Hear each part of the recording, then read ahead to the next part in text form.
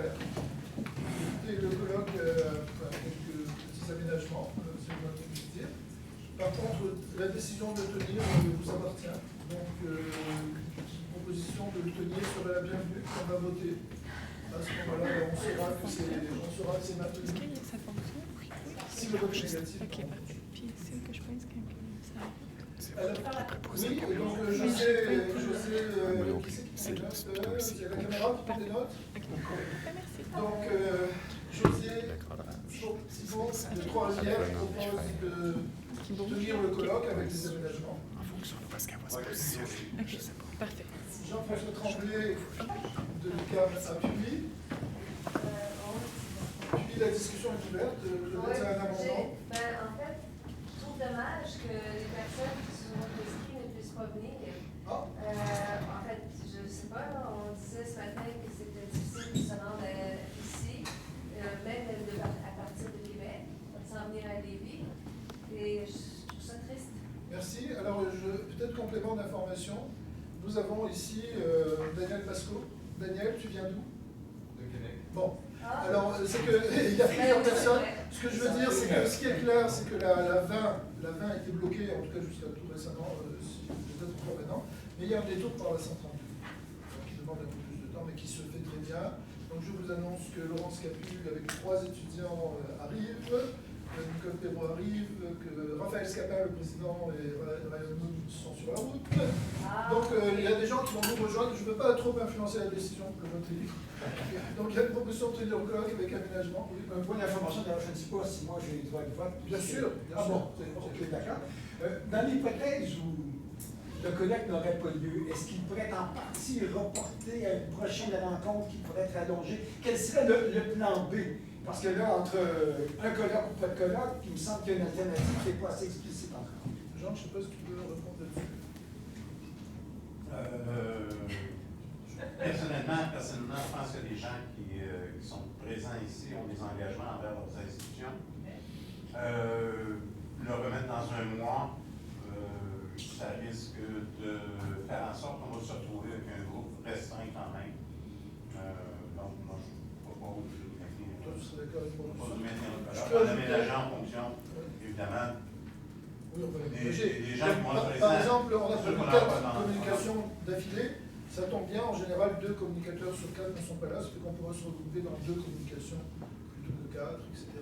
Puis on a la chance d'avoir quelqu'un qui filme, et ça fait quand même partie des retombées du colloque. Et alors, c'était déjà prévu avec ProfWeb qu'il y aurait des actes. D'ailleurs, vous avez la gentillesse, vous êtes en train de signer, c'est sur le droit. Et donc, tout ça, avec la lettre de ProfWeb, on l'aurait fait de toute façon, même si on avait été 125, d'avoir une suite pour finalement dans le domaine décidé. Alors, écoutez, donc je pense qu'il y a une petite discussion. S'il y a d'autres personnes qui veulent intervenir, sentez-vous à l'aise.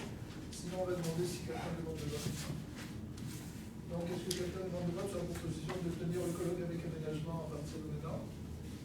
Oui, tu demandes le vote, Diane. Très bien. Alors, j'appelle le vote. Donc, j'imagine que vous êtes prêts à voter. Donc, les personnes qui sont pour, levez la main, s'il vous plaît. Merci. Les personnes qui sont contre? Les personnes qui s'abstiennent? Bon, alors, c'est une. Merci. Ça me fait plaisir de vous présenter une invitée qui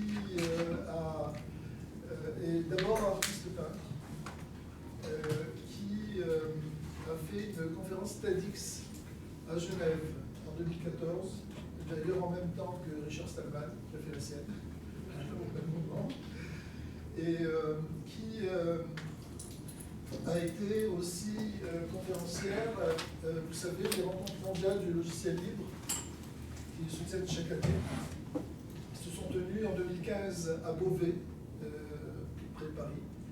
Et vous savez que les rencontres mondiales du logiciel libre, les initiales, quelqu'un peut me dire les initiales, rencontres mondiales logiciel libre, RMLL, très bien, merci. C'est pas difficile. Alors pour les initiés, c'est remue-le-le. Alors c'est comme ça, ça c'est comme ça.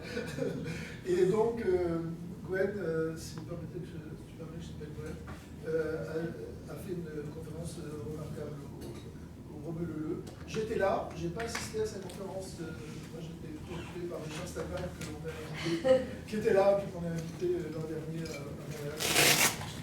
Mais en regardant les traces de la rencontre remue-le-le, on voit la vidéo de Delouet, qui évidemment s'exprime très très bien en français, puisqu'elle est franco-américaine. Et donc en regardant, on a eu l'idée de l'inviter, parce qu'on voulait aussi, en début de colloque, c'est une émission qu'on avait prise au conseil d'administration de la DTE, je dirais ouvrir l'esprit, ouvrir le colloque par quelque chose qui est un peu plus original, même si c'est dans notre ADN, les logiciels libres, que ce qu'on avait fait l'an dernier. Donc on a eu l'idée de la culture libre, de l'art libre, de la création libre, et on a pensé que ça serait peut-être un bon moyen de montrer la profondeur de la philosophie, si je peux dire, du mouvement d'idées du livre, et que ça serait intéressant. Donc on est particulièrement reconnaissant à Gwen Simmel d'avoir accepté, et sans plus, je lui cède la parole.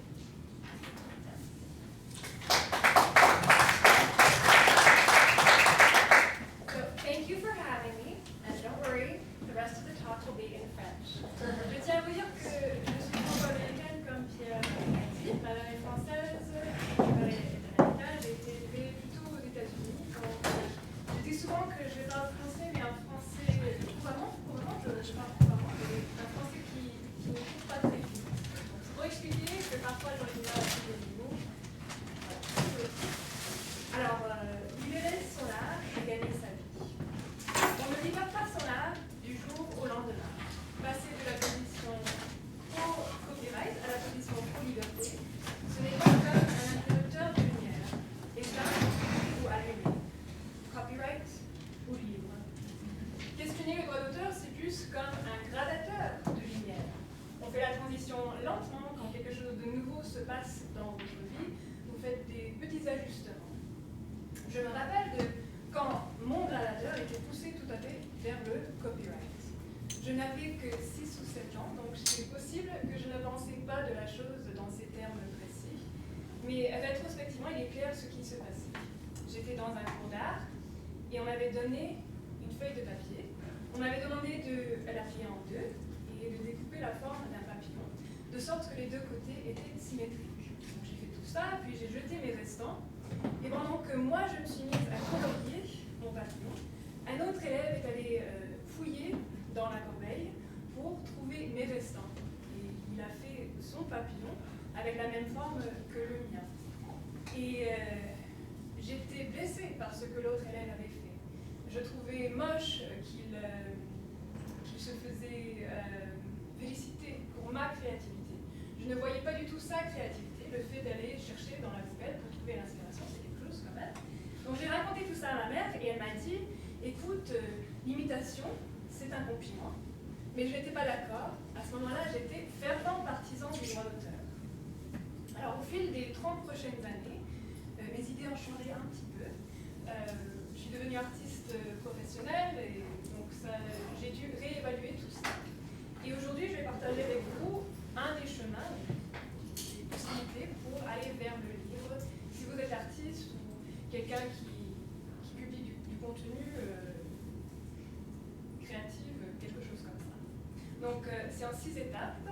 Première étape, reconnaissez que vous imitez les autres et par conséquent que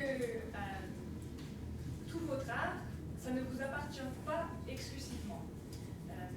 Vous avez besoin de tout l'art qui précède la vôtre, ainsi que de tout l'art qui existe en même temps que le vôtre, pour créer votre art et pour que votre art soit compréhensible. Pour moi, la prise de conscience a eu lieu justement quand je suis devenue artiste professionnelle, et plus particulièrement portraitiste. Je peins autre chose aussi, mais les portraits sont vraiment mon truc. Et cela veut dire que je suis l'artiste le plus chanceux du monde, parce que je sais que j'aurai un public fasciné d'au moins une personne. Qu'il le déteste ou l'adore, le sujet va avoir une forte réaction à son portrait. Il va aussi avoir un fort attachement à son portrait. Après tout, quand on parle d'un tableau en disant mon portrait, on peut généralement dire que c'est un portrait de soi et non un portrait qu'on a peint. Comme par exemple le portrait, c'est mon portrait, mais c'est pas moi qui l'ai peint, c'est ma copine Becca Bernstein. Quand moi je regarde cette image, j'ai l'impression que ça me représente vraiment et ça m'appartient. Et je je sais que pour Rebecca, c'est un peu la même chose. Donc l'idée de l'appartenance avec les portraits, c'est un petit peu compliqué. Et c'est une leçon que j'ai apprise tout à fait au début de ma carrière, quand j'ai peint ce portrait de Jaren Schaller. Il était galeriste dans ma région, et à ce moment-là, il avait beaucoup de projets intéressants, et donc on écrivait beaucoup à propos de lui sur des blogs. Et un des blogueurs a utilisé cette image sans me nommer. Et je lui ai demandé pourquoi il a fait ça. Il m'a dit, écoutez, cette image, ça appartient plus à Garen qu'à vous. Et au début, j'étais un peu choquée par ce qu'il avait dit.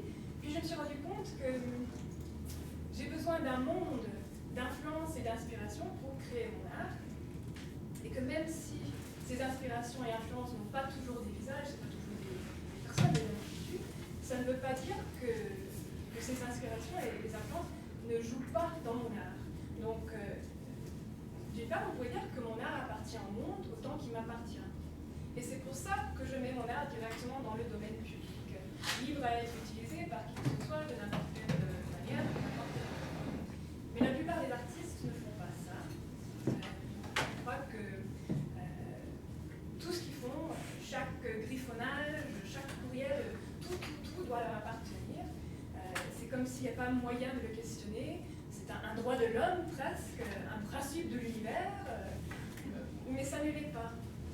En fait, l'idée qu'une expression culturelle peut appartenir à quelqu'un, ça vient du copyright. Et cela veut dire que le droit d'auteur, ce n'est pas seulement une réalité juridique, quelque chose pour les juges et les avocats à considérer, c'est aussi un paradigme, une manière d'organiser la culture. Et même si c'est un paradigme qui est très bien établi, ce n'est pas la seule manière de voir les choses. Alors, l'usage d'une image, comme ce portrait dans un article sur le web, ou la copie de cette image, comme ce portrait ailleurs, ou le remix de cette image, comme ce portrait repris par un autre artiste, tout sous contrôle absolu du droit d'auteur. Mais essayons plutôt d'imaginer un monde où c'est pas comme ça. Un monde où l'imitation, ce serait plutôt bénéfique et naturel. On dirait que c'est le cas quand on regarde un bébé. Quelques heures après la naissance, un bébé peut imiter les expressions sur les visages des autres, et ce n'est qu'un début pour nous. Adultes, l'imitation fait tellement partie de tout ce que nous faisons que nous nous en rendons même plus compte. Nous ne sommes pas la seule espèce pour laquelle l'imitation joue. Toute espèce intelligente et sociale imite, mais les humains le font particulièrement bien. Nous sommes des copycats, des perroquets. Nous sommes toujours en train de s'imiter les uns les autres. On essaie de se comprendre, de s'entendre en s'imitant.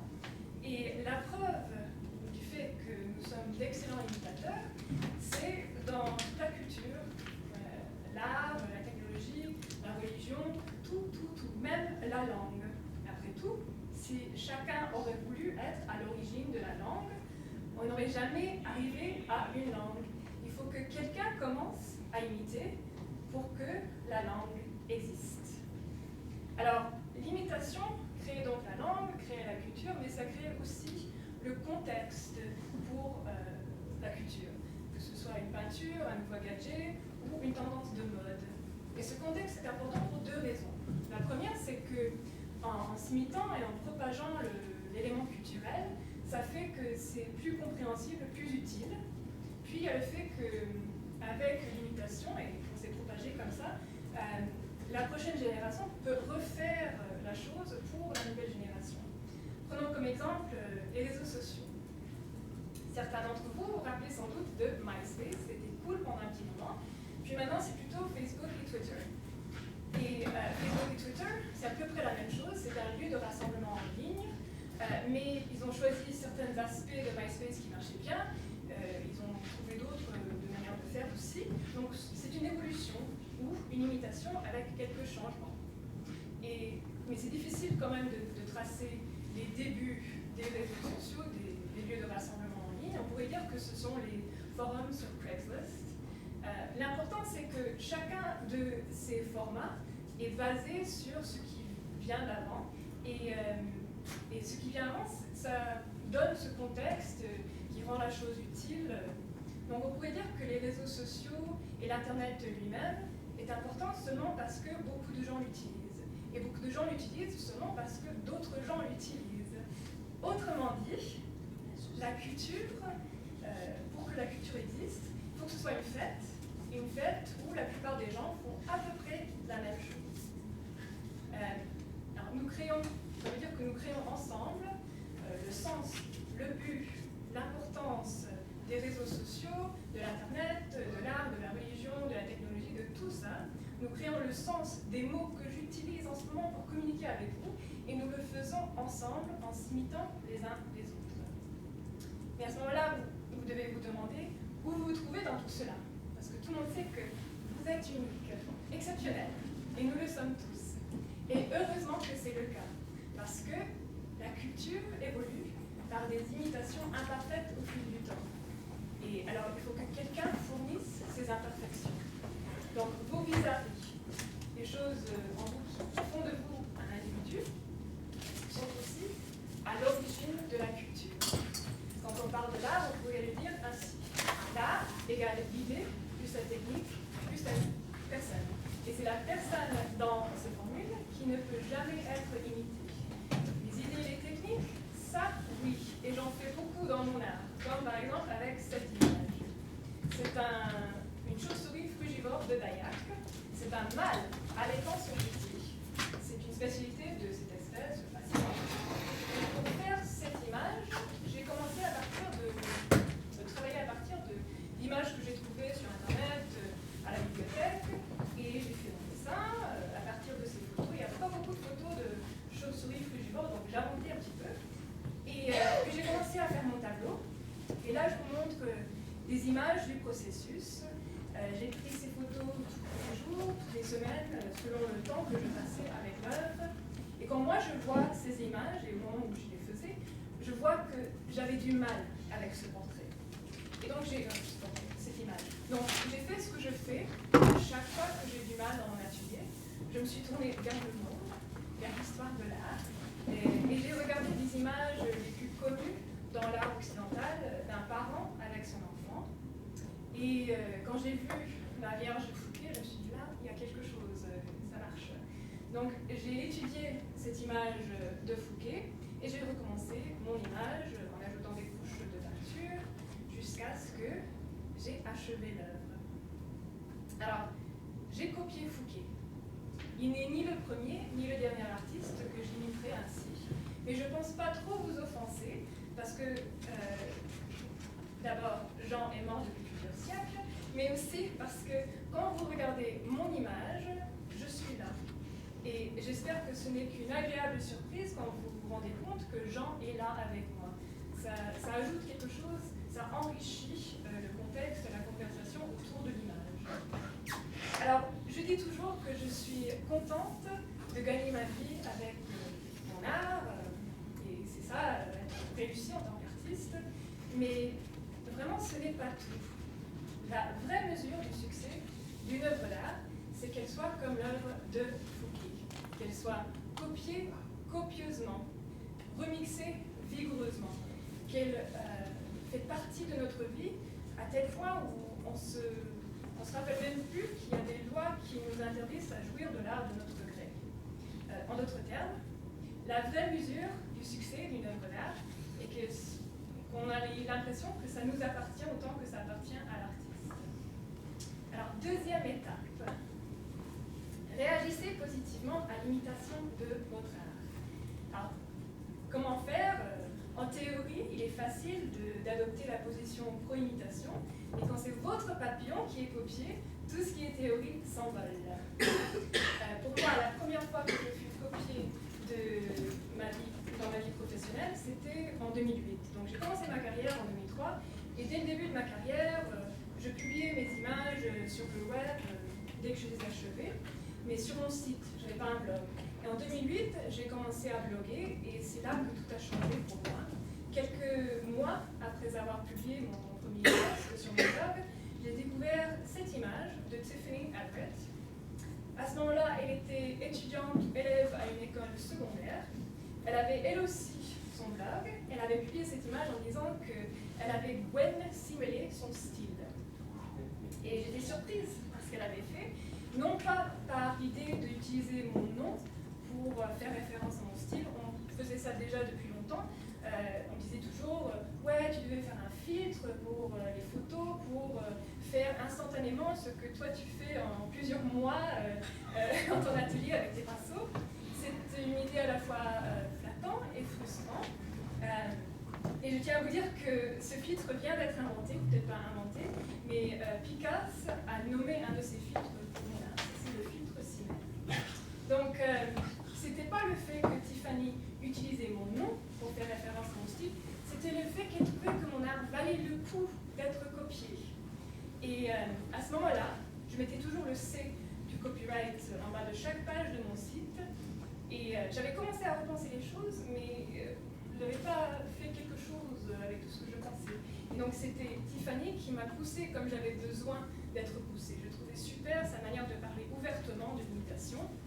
Et alors pour vous, c'est comment réussir à cette étape si personne n'imite votre art, votre contenu? Bien c'est simple, vous demandez à quelqu'un de le faire, vous le faites pour eux, puis après vous discutez ce que ça donne, et possiblement autrement.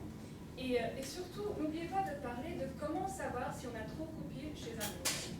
Alors je sais qu'aux États-Unis, dans les écoles secondaires, on dit aux élèves qu'on peut copier 20% de la composition d'un autre artiste, mais que le reste doit vous appartenir. Et c'est une bonne idée, mais je trouve, je ne sais pas si j'arriverai à prendre des décisions dans ma vie en pensant à 20%.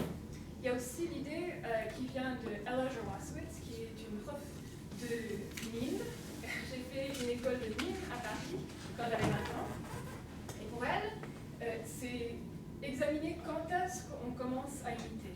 Donc si on est en train de faire quelque chose et qu'à un moment donné on voit que ça ne marche pas, qu'à ce moment-là on se tourne vers le monde et on s'inspire de ce que les autres font, là, ça va.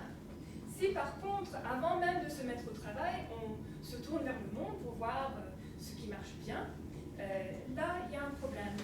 Donc, bien observer quand est-ce qu'on se tourne vers le monde. Pour moi, la meilleure manière de décider si je m'y trouve ou non, c'est de faire ça. De juxtaposer mon art avec l'art que j'ai imité. Si j'aurais honte de faire ça, je sais que je n'ai pas fait assez de travail. Donc c'est faire ça tout simplement, ou imaginer ce que ça donnerait de montrer ça au public. Ce qui nous emmène aux troisième étape, citer vos sources. Alors je sais que dans le monde universitaire, ça c'est normal, ça se fait facilement, c'est même nécessaire, et ce n'est pas que les universitaires n'ont pas leur idée originale, c'est plutôt qu'ils savent que citer ces sources, c'est enrichir la conversation autour de ces nouvelles idées et aussi de fournir à la prochaine génération d'universitaires une réflexion par où aller pour faire leurs recherches. Donc c'est super comme idée, citer ces sources, vous le faites très bien. Et cette idée de citer ces sources dans le monde universitaire, ça se trouve dans l'art aussi, dans l'histoire de l'art. C'est ça que font les historiens de l'art. Ils tracent les influences des artistes. Et la plupart des artistes adorent ça. Ils se délectent des influences révélées des autres artistes. Mais eux, ils ne veulent pas partager leurs influences. Et je crois qu'il y a deux raisons pour lesquelles les artistes ne partagent pas leurs inspirations, ne citent pas leurs influences. La première, c'est l'artiste génie. C'est le mythe de l'artiste génie qui crée dans le vide sans aucune influence extérieure. La plupart des artistes et les amateurs d'art savent que ce n'est qu'un mythe, mais ça ne veut pas dire qu'on n'est pas jugé et sévèrement si on admet qu'on est inspiré par quelqu'un d'autre. Donc ça, c'est la première raison pour laquelle les artistes ne citent pas leurs sources. L'autre, c'est la réalité juridique du droit d'auteur. Si vous imitez un artiste et que cet artiste n'est pas content de ce que vous avez fait, il pourrait vous poursuivre pour une violation de leur copyright. Alors, à moins que vous avez envie de soutenir le mensonge de l'artiste génie qui crée dans le vide, vous devez ignorer la première raison. La deuxième, par contre, c'est un petit peu plus compliqué, mais vous pouvez quand même citer vos sources si vous prenez un peu de soin. Comme par exemple, si vous imitez plutôt les artistes qui disent ou ouvertement, oui, je veux bien que vous m'imitiez, soit ça, soit il y a le fair deal. Fair deal, je crois que c'est comme ça qu'on dit ici. Donc, ce sont des exceptions au droit d'auteur qui permet à imiter ou à utiliser du matériel artistique sans demander la permission d'abord, dans une situation de parodie, de pédagogie, de recherche, il y a plusieurs exceptions au droit d'auteur. Et il faut le faire. Citer ces sources, c'est vraiment très très important parce que ça rend concret l'idée que l'imitation est à l'origine de la culture.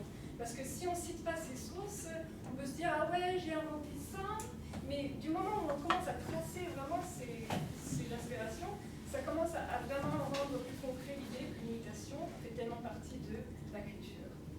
Et en plus, quand vous admettez qu'il y a des géants qui vous tiennent sur leurs épaules, à ce moment-là, vous ne vous inquiétez pas que quelqu'un va arriver et va vous dire « Ah ben oui, mais vous n'êtes que si grand parce que vous avez un géant en dessous ».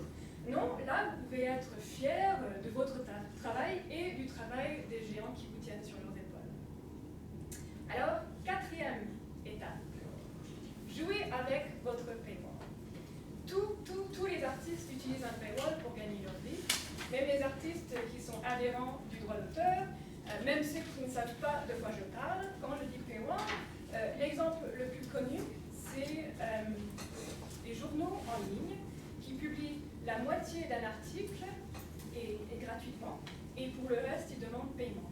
Alors les artistes ne font pas exactement comme ça, ils ne publient pas la moitié de l'image, ils demandent paiement avant de se montrer le reste. Non.